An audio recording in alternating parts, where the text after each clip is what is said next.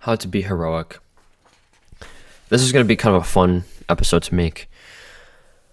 But if you want to be a hero, if you want to be the hero of your own story, you need to realize that it's going to be hard, it's going to be painful, it's going to be a lot of suffering, but at the end of the story, right? Whenever the storybook ending is possible, it's achievable. You can save the princess. You can have all the glory. It's possible. It just takes a lot of pain and a lot of tribulation to get there. So let's talk about it. Let's talk about the principles of being a hero. First thing is you got to slay the dragon. And that's a big amorphous term, right? Because the dragon symbolizes more than just a dragon. It symbolizes pain, suffering, challenge, and unbelievable obstacles and difficult experiences in life, right? If you think about the hardest moments of your life, the hardest days that you've had to get through, those are your dragons. Those are the ones that you had to just push through no matter how terrible you felt. And you just had to keep moving forward. You just had to keep showing up no matter how bad you felt. No matter like if something like a something tragic happens in your life, it's like it comes out of nowhere and it's like a dragon. It's pain, it's suffering, you can't escape it. And you just have to keep trudging forward, right? And so the way to being heroic is first understanding that life is pain, life is suffering. You will have to face many dragons in your life, but that's okay because you're on the path to becoming a hero, and the hero is the one that's gonna face the dragon. He's the one that's supposed to slay the dragon and save the princess, right? And so we reframe your pain and your struggles and your traumas and your bad days and your bad weeks and your bad years in terms of, reality, right? Like this is supposed to happen. You're supposed to face these obstacles. You're supposed to face the dragon, right? When you realize that like by definition, you will have to deal with these things no matter what in your life. It's inevitable. It's unstoppable. It is just a requisite thing you have to deal with. When you realize that, it becomes almost less painful because everyone else is going through it, and no matter what you can do, you can't avoid it. You have to at some point look it in the eye, look your pains and your sufferings and the dragon in the eye, and do something about them, right? To be a hero, you need to have the courage to face your fears, look them deep in the eye, and do something about it, right? You alone will not probably be able to slay the dragon, but if you transcend yourself, if you start to develop yourself, you start to sharpen the sword, and you start to work out, and you start to, build an army that can rally behind you and you can lead them into battle, then maybe the dragon could be slayed. Maybe you can overcome some of the pain and suffering in your life, right? That's actually a really interesting frame. So whenever you're standing alone, staring this dragon in the eye, this pain, this suffering, this challenge in your life, this tragedy, it feels absolutely heart-wrenching, right? It feels like painful. You just want to run away. You just want to cower in fear.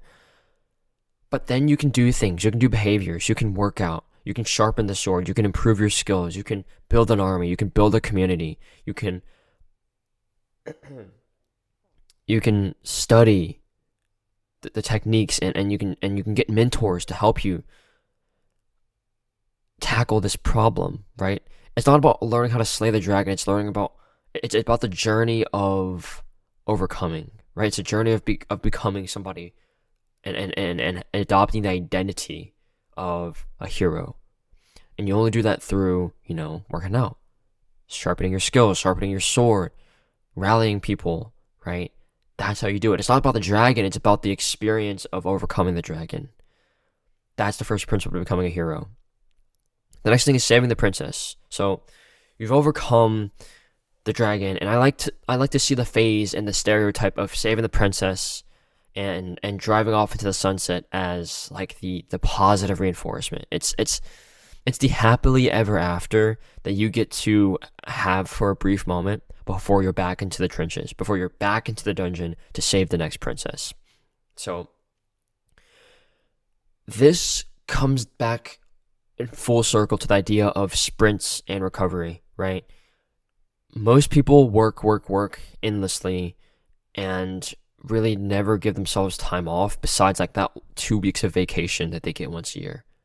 And I think that it's so much more freeing and more powerful to break down your work and your life and your play into seasons.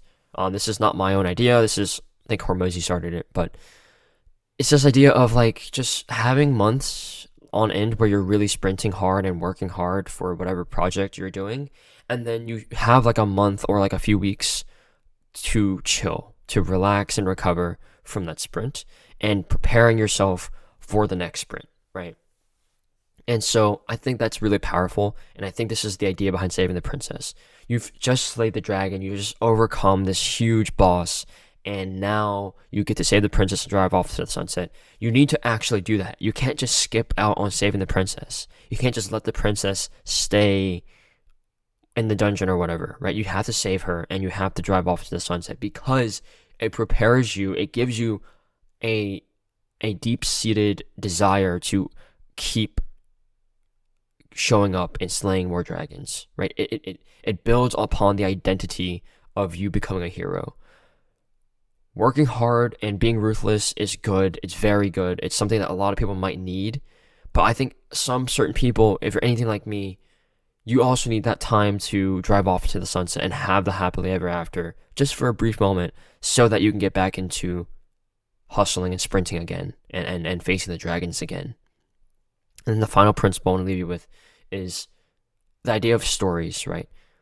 The story that you'll get to tell will be more epic the harder the battle was. So like the bigger the dragon, the more difficult the struggle was, the more pain you had to go through to get to the princess, to save the princess, and eventually drive off to the sunset, the more epic the story will be, right? When you get to tell it, whenever you get to retell the tale of your experiences with slaying dragons and overcoming everything and saving the princess, and it's like a storybook ending, right?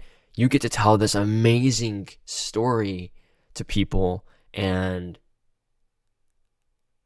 you only get that opportunity because you went through it, because you went through the pain, you went through the suffering.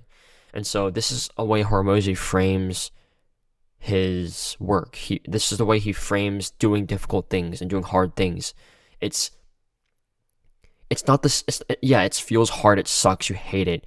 But the story that you'll get to tell, the story that you'll get to tell upon overcoming the hard thing and achieving what you wanted to achieve makes everything worth it. It makes the entire process incredibly worth it. So, if we want to recap on how to be a hero, you gotta slay dragons. You gotta face your pains and look it in the eye and deal with them, because nobody else will. And then you have to take the time to save the princess and drive off to the sunset and recover from the suffering and the misery, because you need it. You as a hero, you need these moments so that you can prepare yourself for the next dragon. And then finally, the harder the battle, the more epic the story. Goodbye.